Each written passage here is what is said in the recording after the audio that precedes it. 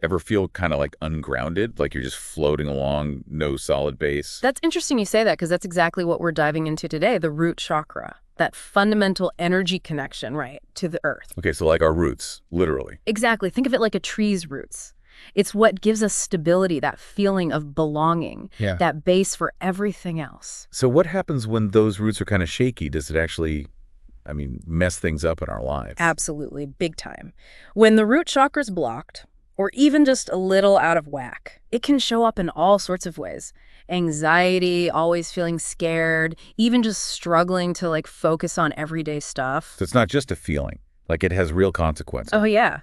And it can even get physical. That's what's wild. Yeah. Some folks, they end up with digestion problems, lower back pain, even issues with their feet. Can you believe that? Yeah. All because the root chakra is acting up. Wow, that's crazy. Okay, so if we're trying to feel, more grounded, more secure in ourselves and the world, we got to start with the root chakra. You got it. And to really get it, it helps to know the main themes it's all about. Survival, feeling safe and sound, and that sense of being grounded. So like, if someone's always stressed about money, never feeling like they have enough, could that be tied to the root chakra being out of balance? Absolutely. It totally could be. When our survival needs feel threatened, it's like our body goes into panic mode, stress hormones go haywire, and bam, that impacts the root chakra directly. Okay, makes sense. So what can we actually do about those fears? How do we create that stronger sense of security, starting with the root chakra? Well, tons of things we can try. One of the simplest but seriously powerful is just connecting with nature. Ever notice how much calmer you are after some time outdoors? Oh, for sure. Even a quick walk in the park, it's like a total reset. I can breathe again, think straight. I'm seeing the connection now. Right, it's that direct contact with the earth. It's like a recharge for our energy. Walking barefoot on the grass, gardening, even just chilling under a tree, all of it helps. We're tapping into that earth energy, and that's exactly what the root chakra needs. So getting back to nature is a big one. What else can we do? I'm thinking about those deeper fears, the insecurities that just seem to stick around. Ah, that's where meditation comes in. Super powerful for clearing out those blockages and getting the root chakra back in harmony. Ever tried visualizing like a vibrant red color while you meditate? Can't say I have. But I do notice when I meditate, I feel more present, more grounded for sure. It's like all the mental noise just chills out and there's this deeper sense of peace inside. Boom, that's it. That red, it's associated with the root chakra. Visualizing it can really get that energy center buzzing. Yeah. There are tons of guided meditations specifically for the root chakra. Finding one that vibes with you can be a game changer. Guided meditation. Okay, I'll have to check that out. But what about those negative thoughts about ourselves? The ones that keep us stuck in fear and insecurity? How do we tackle those at their root? That's where things get really interesting. Sometimes those blockages, they come from believing things about ourselves that just ain't true. You know, that inner critic going, not good enough, not worthy, all that junk.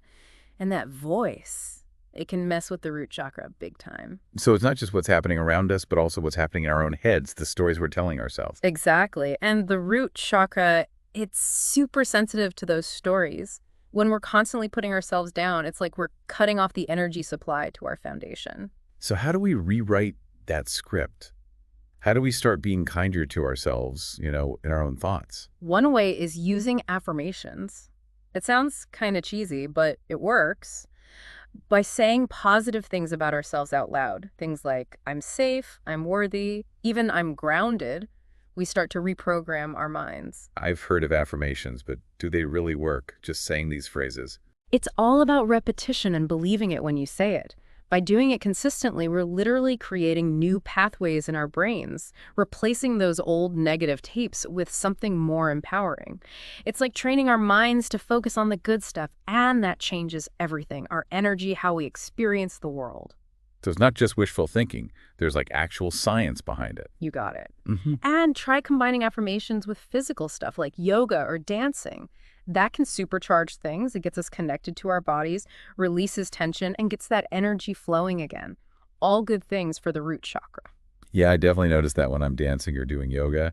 More present, grounded, in tune with my body, for sure. It's like shaking off the bad vibes and plugging into something way more alive. That's the shift we're aiming for. It's about owning our power, our stability, and yeah, that connection to the earth. But there's another piece to this, the root chakra's connection to our, get this, shadow self. The shadow self. Okay, now that's always intrigued me, but it's also kind of mysterious, maybe even a little scary. What is that exactly, and how does it relate to the root chakra? Okay, imagine a crumpled up piece of paper. You can try to smooth it out, but those wrinkles, they stick around, right? That's kind of like the shadow self. It's the parts of us we try to hide, the stuff that doesn't fit that perfect image we have of ourselves. Okay, so we all have these wrinkles, these shadow parts. Why is it so important to acknowledge them, especially when it comes to the root chakra? Well, the root chakra, remember, it's all about our instincts, our survival mechanisms, and those often get tangled up with our shadow self. We go through tough stuff, trauma, we develop ways to cope. Some are okay for a bit, but they can turn into unhealthy habits, and those often become part of our shadow self.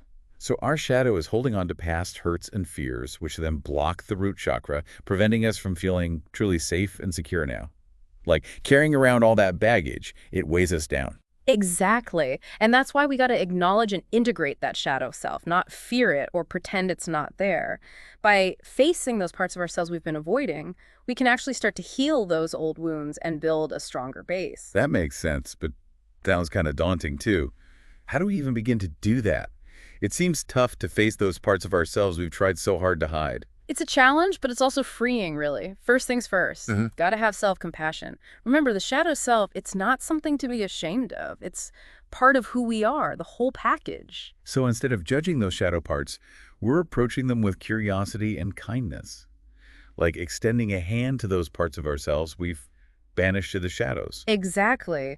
And often those shadow parts, they hold valuable lessons. They help us understand ourselves better and to grow in ways we never thought possible. That's a cool way to look at it. Yeah. So how do we actually start to integrate those shadow parts into our lives? Where do we even begin? Journaling is a great way to start.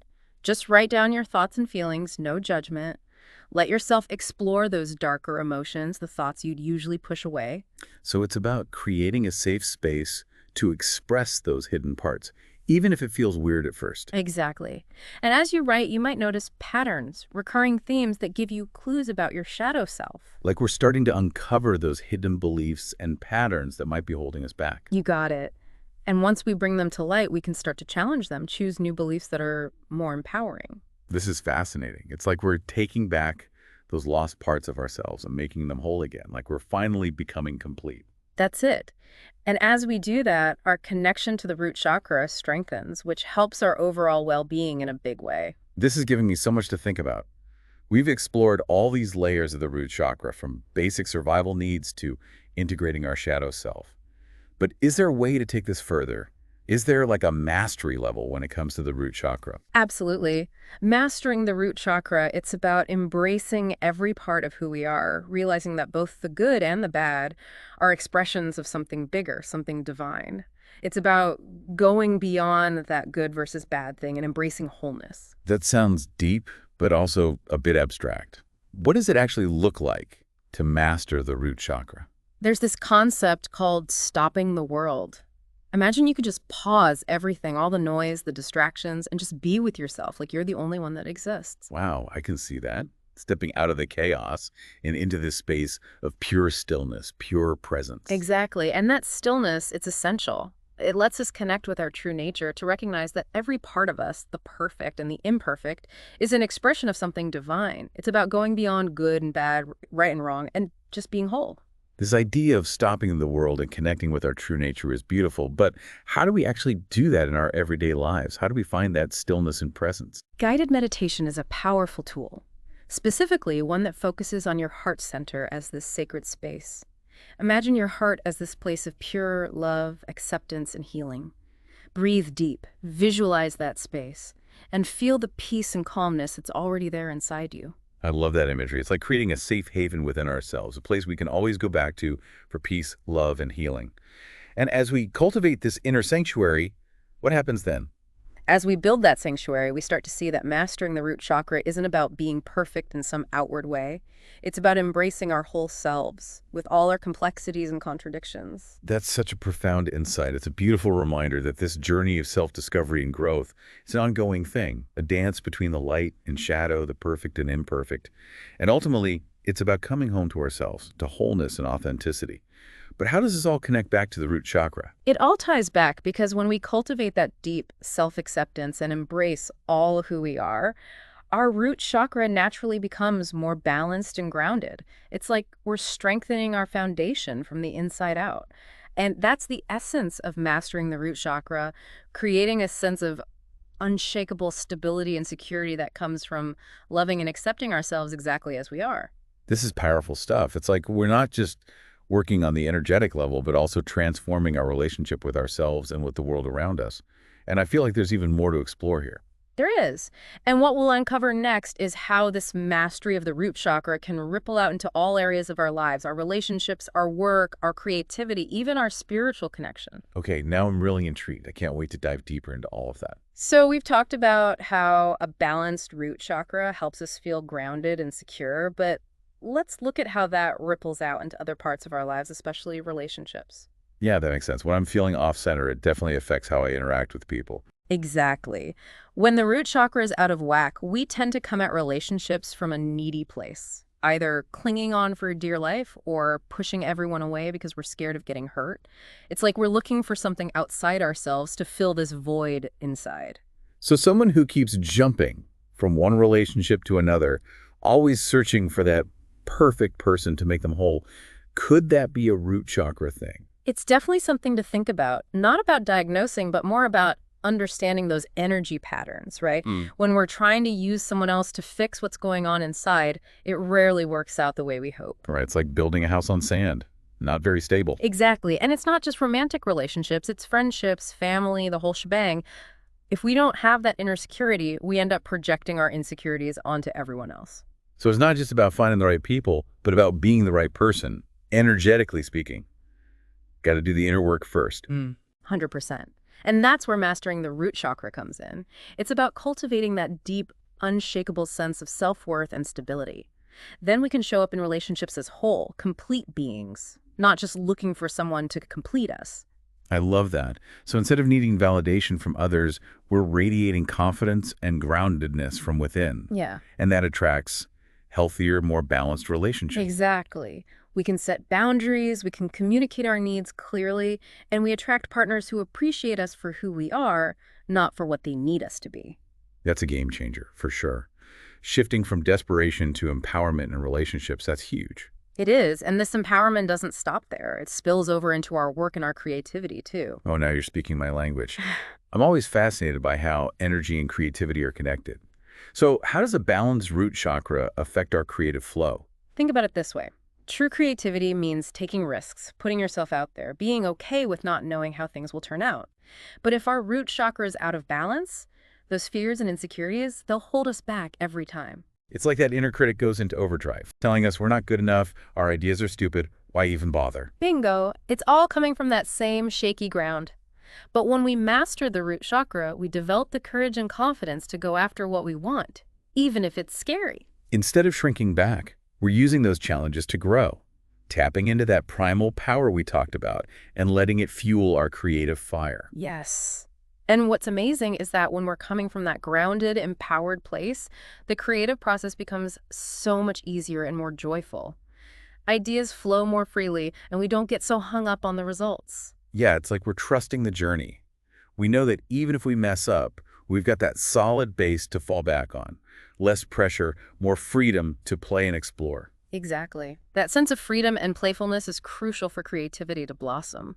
When we're not weighed down by fear and self-doubt, we can tap into that limitless well of potential we all have inside. It's like we're finally owning our creative power, becoming the artists of our own lives. So how does this all connect back to mastery?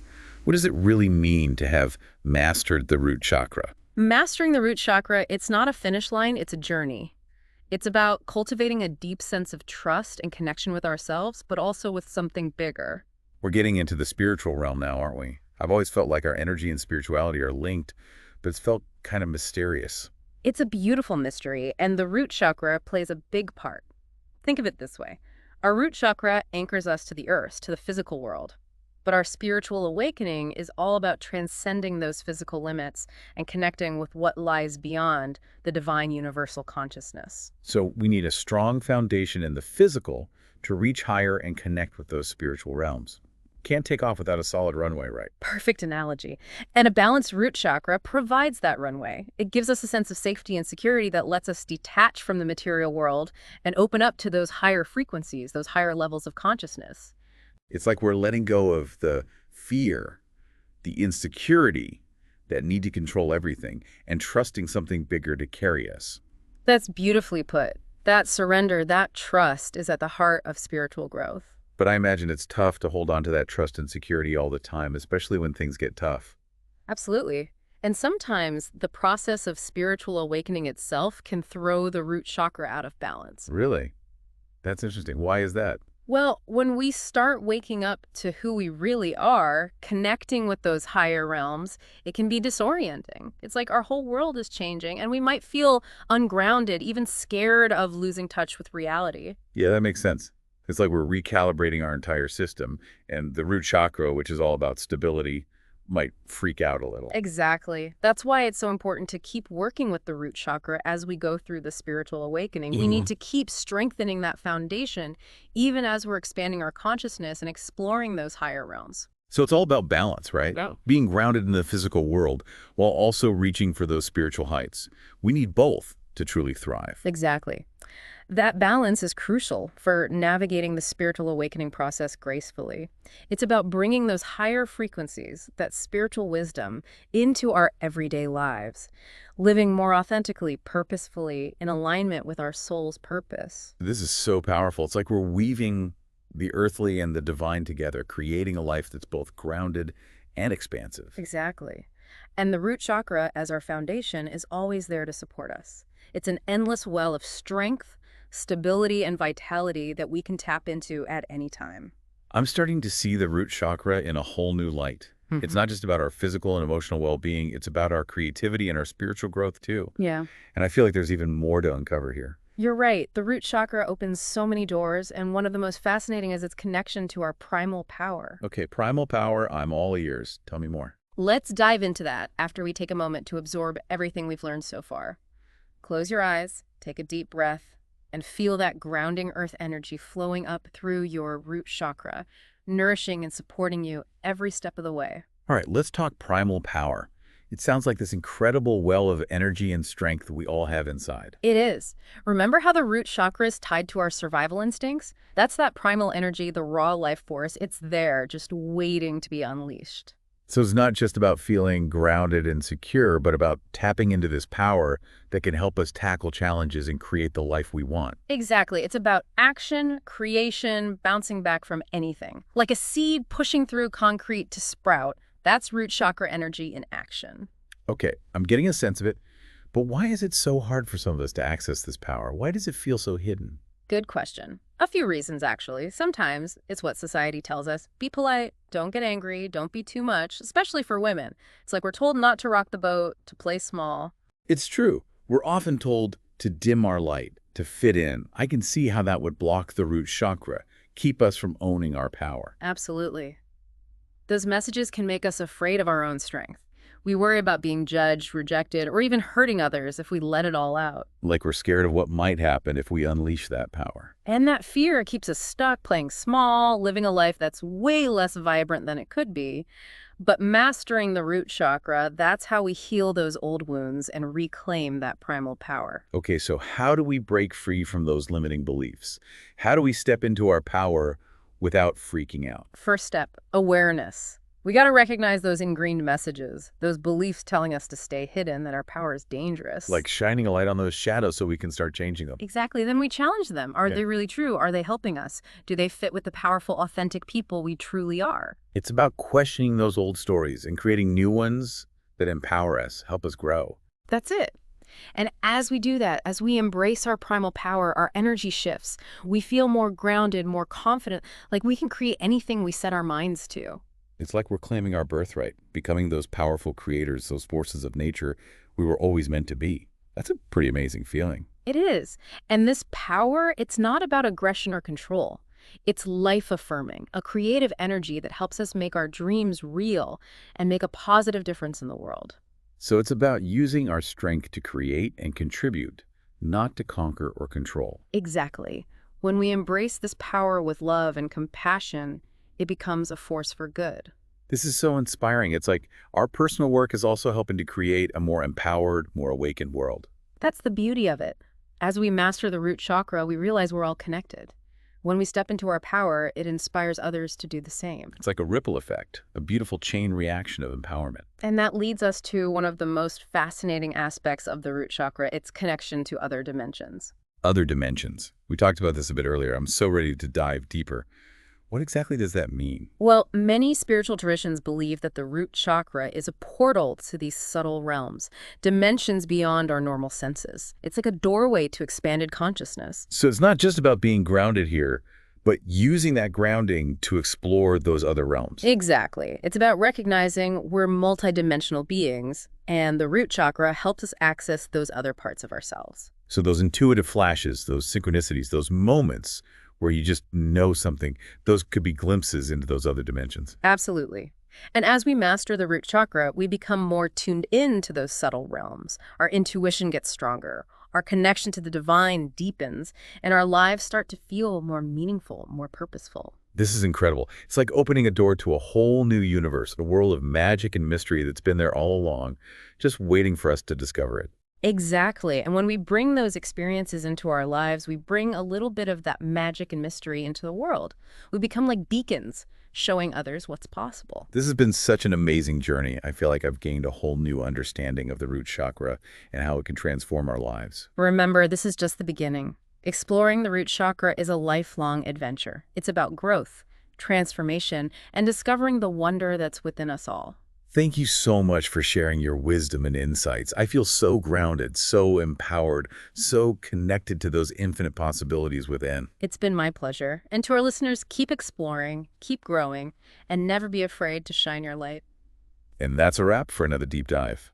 Until next time, remember to nourish your roots, embrace your power, and reach for those stars.